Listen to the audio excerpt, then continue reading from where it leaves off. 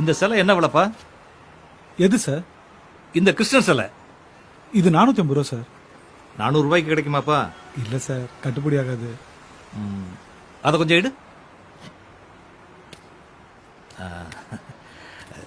ரொம்ப அருமையா இருக்கு. சிலையெல்லாம் நீங்களே செய்யறதா? ஆமாம் சார், ஓ, எல்லாமே நாங்கள் தான் சார் பண்ணுறோம். இந்தாங்க.